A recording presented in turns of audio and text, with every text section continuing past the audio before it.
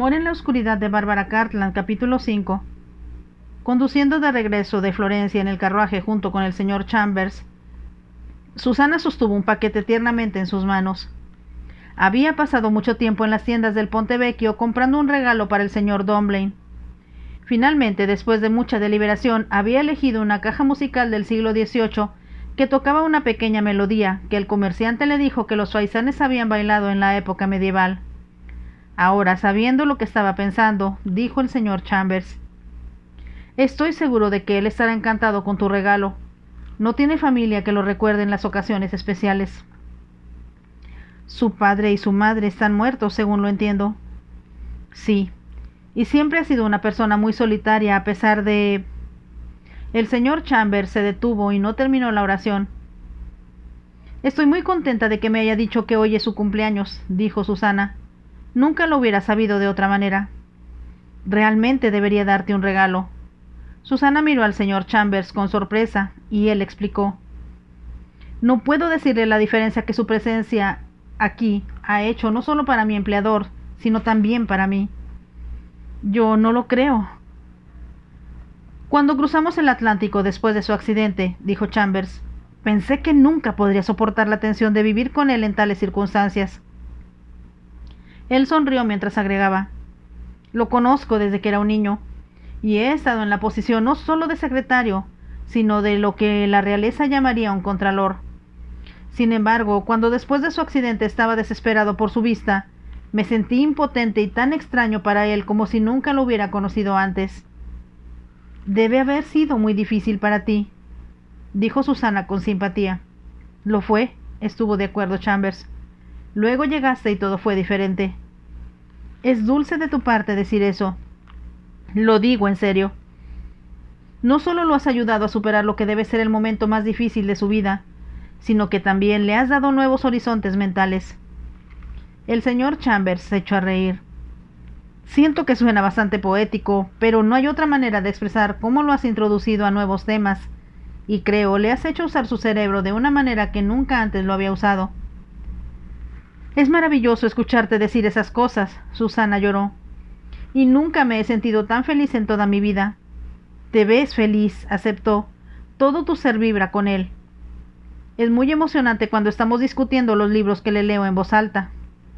Había una emoción en el tono de Susana como si estuviera hablando consigo misma, y luego agregó ansiosamente: «Espero que los libros que pedimos a París ya hayan llegado».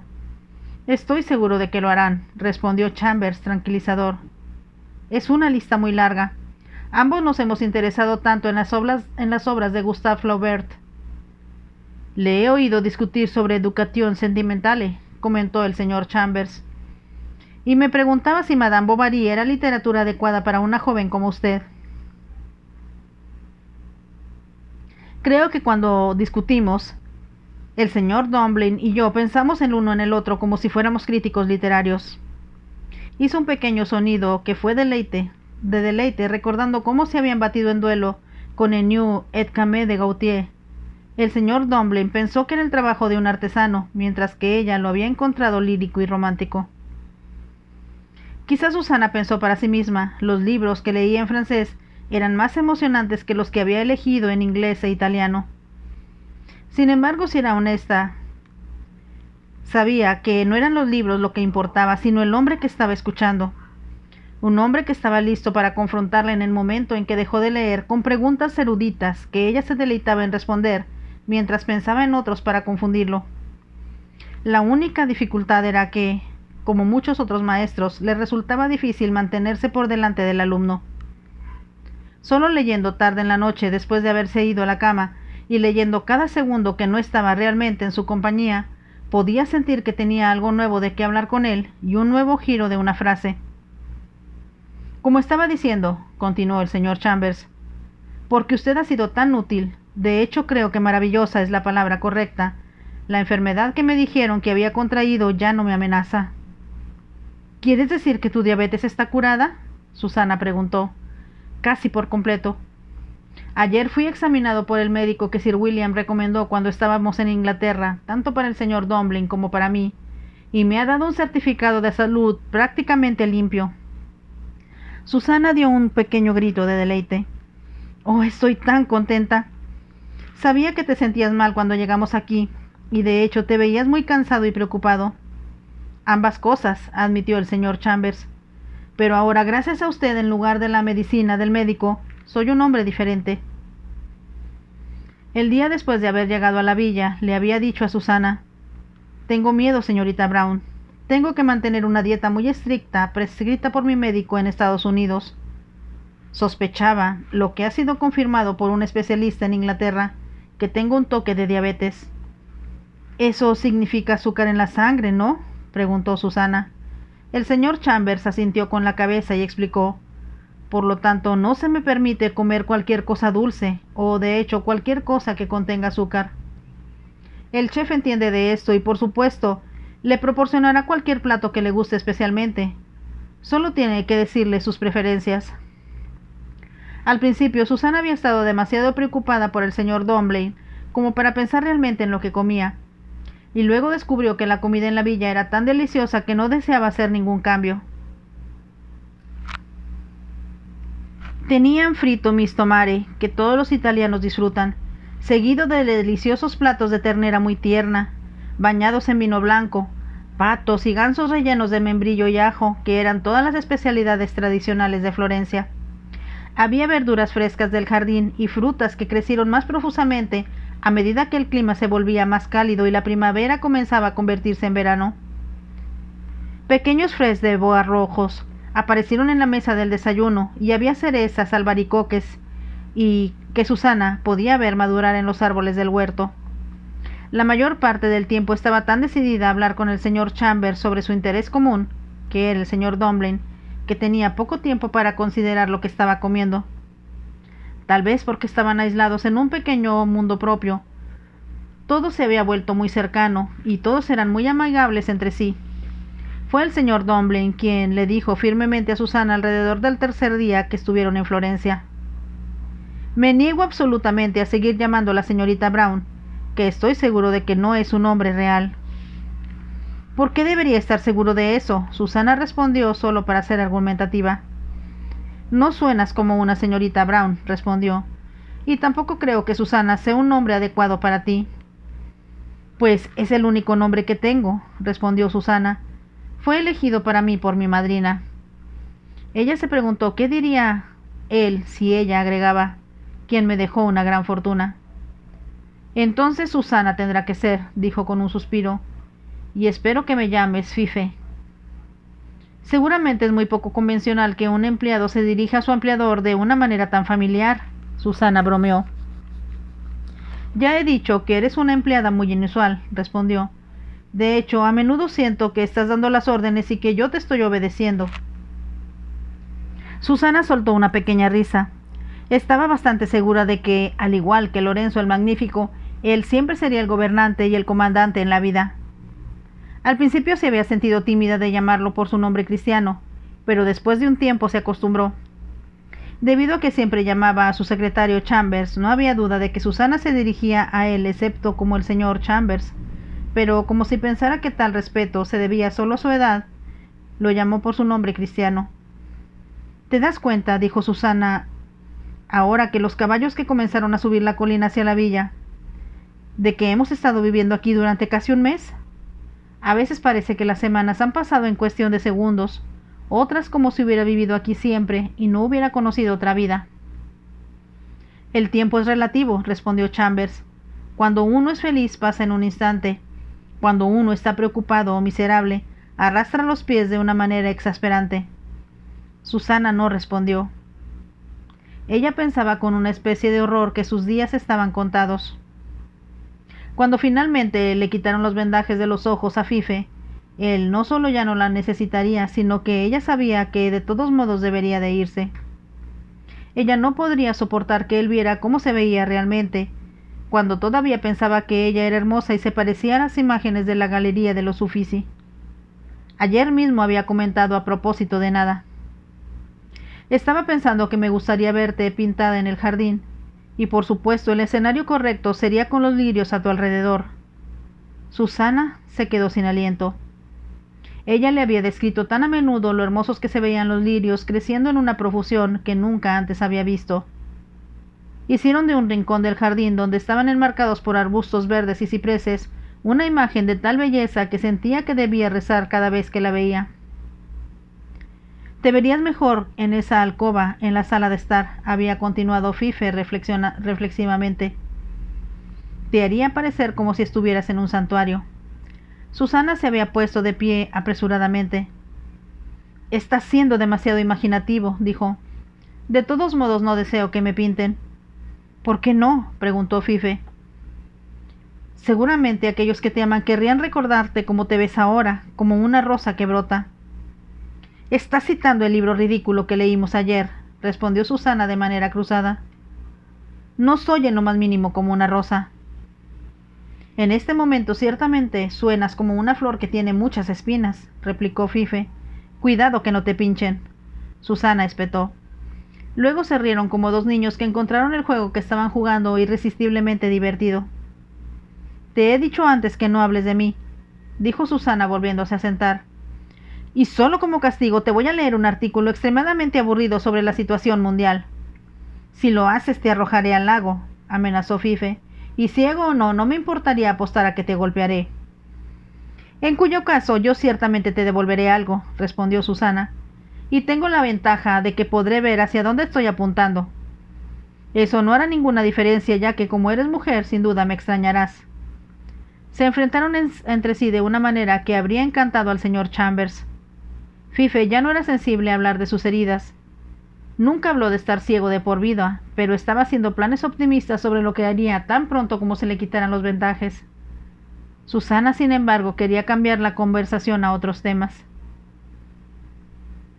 Ella se alejó de visualizar lo que sucedería cuando ya no pudiera quedarse con él, cuando volviera a la vida que había conocido antes y estuviera rodeada de sus amigos. A veces leía sobre ellos en los periódicos y él hacía comentarios despectivos. Siempre describen a Lorraine como la chica más bella de América, dijo una vez, pero puedo decirte que tiene el temperamento del diablo, y una vez que mete sus garras en un hombre miserable, lo aprieta en seco. Mientras hablaba, Susana se alegró de que la niña, cuyo rostro estaba mirando en la revista, no lo atrajera. Ella se encontró inexplicablemente celosa cuando él habló del pasado con placer. Querido viejo Chris, me alegro de que por fin se case, dijo sobre un joven senador notable. Pero supongo que eso significará adiós a sus despedidas de soltero. Dios, fueron divertidas. Nadie se fue a su casa hasta que amaneció. Susana no había respondido y después de un momento dijo: «Supongo que nunca has estado en una fiesta estadounidense». «O en cualquier otro tipo de fiesta», respondió Susana con sinceridad. «¿Y por qué no?». Estaba a punto de decir que no se le había permitido cuando recordó que estaba fingiendo ser mayor de lo que realmente era. Ella guardó silencio y después de un momento Fife dijo: «Supongo que tus padres no podían pagar fiestas. Cuando esté bien, daremos una fiesta que será la más original y diferente de cualquier otra cosa que nadie haya hecho antes». Pensó por un momento y luego continuó: «Todo estallará en llamas con luces porque puedo verlas. La casa, el jardín y las flores se encenderán y habrá fuegos artificiales iluminando el cielo». «No serán tan efectivas como las estrellas o las luciérnagas», señaló Susana. Pensó cómo todas las noches, cuando salía a nadar en la piscina, las luciérnagas parecían envolverla como si fueran los hijos de las estrellas. Fue entonces cuando se imaginó a sí misma que eran parte de la luz que emanaba de ella, porque realmente era la diosa que pretendía ser. Nunca había capturado del todo el éxtasis de esa primera noche, cuando había pensado en sí misma como Venus y se había convertido en una con la maravilla y la belleza de todo el universo. Sin embargo, era un encantamiento que nunca palideció por nadar desnuda en el agua tibia. Olía las fragancias del jardín a su alrededor y sentía que el cielo mismo la bendecía. «¿En qué estás pensando?», Fife le preguntó de repente. «Me preguntaba qué tan pronto podrás nadar en esa hermosa piscina que construyó tu padre». «Muy pronto», respondió. «No me quedan vendajes en los brazos ahora. La piel se ha curado por completo. Estoy muy contenta. Clint me dice que quedaron algunas cicatrices. Supongo que las tendré por el resto de mi vida, pero como no soy una mujer no importará. ¿Tu piel es blanca? Su pregunta hizo que Susana comenzara. Extendió su brazo como si lo inspeccionara por primera vez. Supongo que debe haber sido antes de venir aquí, respondió. Pero mientras caminó por el jardín sin sombrero y sin sombrilla, ahora tiene un toque dorado. ¿Como tu voz? Había algo en la forma que hablaba que le envió un poco de emoción a través de ella. Anoche, cuando se había deslizado hacia el jardín para bañarse en la piscina, se sentó en el borde de ella y miró hacia el cielo. No había luna, pero las estrellas eran tan brillantes que era posible ver con claridad. Las luciérnagas bailaban sobre su reflejo en el agua. La primera noche que vine aquí, se dijo Susana, le pedí a Dios que me diera amor. Él ha respondido mi oración, pero es más una agonía que una alegría. Ella había enfrentado el hecho de que hacía mucho tiempo de que amaba a Fife, de una manera que nunca había creído posible amar a nadie. Fue una bendición y un placer estar con él. Fue una agonía tanto física como mental, saber que ella nunca podría significar nada en su vida y que tendría que pasar el futuro sin él. Era demasiado inteligente para pensar que su historia de hadas podría terminar felizmente, o que el príncipe azul alguna vez se preocuparía por ella, como ella lo cuidaba a él. Ella sabía muy bien lo que pensaría cuando la viera por primera vez. Lo amo, dijo Susana a las estrellas, y nunca debo arrepentirme de haber conocido el amor y de que pueda llenar mi vida como lo hace ahora con exclusión de todo lo demás. Pero esto es solo un sueño. Continuó pensando que era un sueño tan hermoso y tan perfecto que debía arrodillarse en gratitud porque le había dado lo que había pedido, y era aún más maravilloso de lo que había imaginado que podría ser. Pero el despertar se acercaba cada día. Luego estaría en la soledad y el pensamiento de los largos años por delante, cuando Fife no estaría allí, y ella solo tendría sus recuerdos de él. Porque sabía que cada minuto y cada segundo era precioso, siempre estaba con él, a menos que estuviera dormido. En consecuencia, había visto poco de Florencia, simplemente porque incluso mirar los edificios, las imágenes y las esculturas era una pérdida de tiempo si podía estar con Fife en su lugar. Como estaba enamorada, quería hacerlo feliz. Ella había encontrado no solo una gran biblioteca en la villa que estaba llena de libros recogidos por su padre, principalmente sobre Italia, sino que el señor Chambers había accedido de buena gana a enviar a Roma y a París otros libros que ella sentía que interesarían no solo a Fife sino a ella misma. Ella bendijo a la señorita Harding, que había abierto sus ojos a tantos gigantes literarios de los que de otro modo nunca habría oído hablar. El padre de la señorita Harding había sido profesor de literatura en una de las famosas escuelas públicas, y su conocimiento abarcaba tantos campos diferentes que Susana ahora se encontraba en una buena posición. Creo que el francés se adapta más a tu voz que cualquier otro idioma, había dicho Fife, después de leerle Les Fleurs du Mal de Charles Baudelaire. Una vez más fue una elección extraña, aunque ella no era consciente de ello para una joven. Baudelaire sacó poesía de la realidad. Estaba obsesionado por una sensación de condenación que lo llevó a la revuelta y a la blasfemia. Anhelaba el descubrimiento del más allá, y sus poemas dieron lugar a discusiones sobre el después de la vida que tenía a Susana y a Fife peleando entre sí hasta que Clint insistió en que su paciente debería irse a la cama.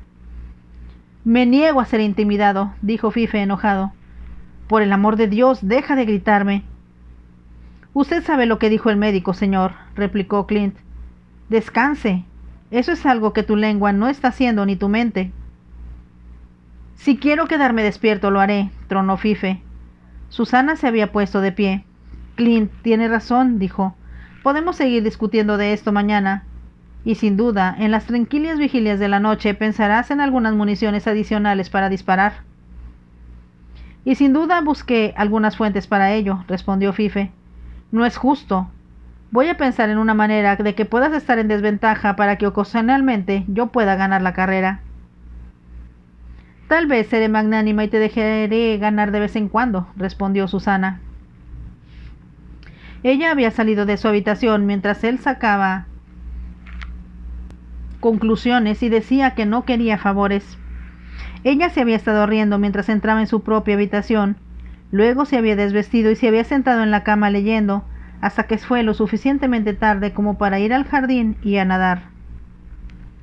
Los caballos habían llegado a la villa, y Susana buscó el primer vistazo del largo edificio blanco entre los cipreses. Es como llegar al paraíso, pensó para sí misma. Pero sabía que no era la villa lo que la atraía, sino el hombre que estaba ahí. Hubo un corto trayecto en coche, luego, cuando Susana tuvo su primer vistazo de la puerta principal, respiró sin aliento.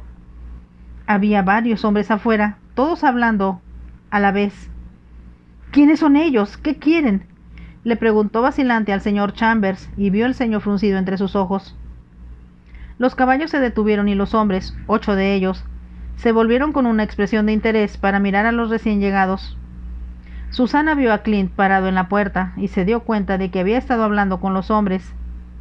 Había algo en su actitud que le decía sin palabras que estaba a la defensiva.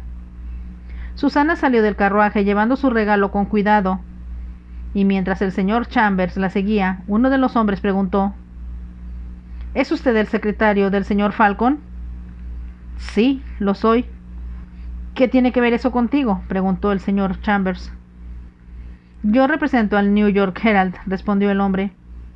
Hemos estado tratando de averiguar a dónde ha ido el señor Falcon, y ahora, yo y estos otros caballeros, que representamos a varios periódicos diferentes, estamos ansiosos por tener una declaración de él sobre el nuevo desarrollo de su automóvil. El señor Chambers subió los escalones que conducían a la casa antes de volverse para decir: